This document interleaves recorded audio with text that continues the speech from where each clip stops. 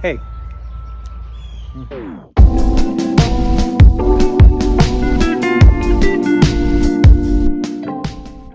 so it's October, and it's a great time to start planning for next year. But also, it's a good time to grow things that really like the fall temperatures and really like cooler weather and are pretty resistant to cool weather. Today, we're going to talk about three of my favorite two of my favorite things to grow, and one of them, which I've always had problems with, that's kale, onions, and broccoli. A few weeks ago, I talked about marigolds and how they're easy to grow and they have other potentially beneficial effects on your garden. That's one of the things I wanted to show you today, just as a reminder. Marigolds are easy to grow, but more importantly, they act as a pest deterrent.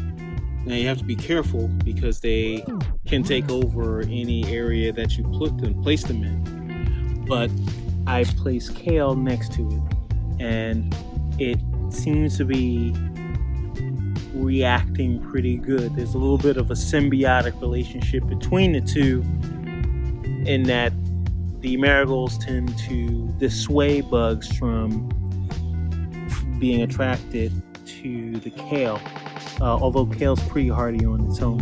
Last and least is broccoli. I've tried for years to grow broccoli. The first time I grew broccoli, it grew well, but it attracted these microscopic insects called aphids, and they didn't appear to dramatically hurt broccoli, but they're white and they're nasty, and you don't really want them in your meal. What I'm trying to do this year is grow them in the fall. I'm crossing my fingers that maybe I'll be able to successfully grow a decent crop of broccoli. I'm trying to grow together with kale. Kale is pretty hardy, pretty resistant to bug infestation. I'm hoping that a little bit of kale strength rubs off on the broccoli. And so far, so good. You will have other pests that might try to eat the broccoli. There might be snails or slugs or even squirrels.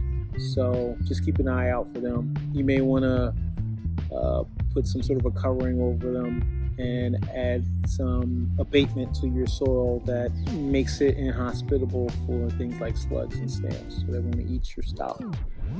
Okay, that's it for today. I hope you are successful in growing your winter crops. We'll talk a little bit more next time about what else you grow in the winter. Squash is a good thing, and obviously squash is like a pumpkin. So no pumpkins this year, but I do have some winter squash that I'll show you. It takes a little bit longer to grow, but you might like what you see. All right, until next time, take it easy. See you in the next one.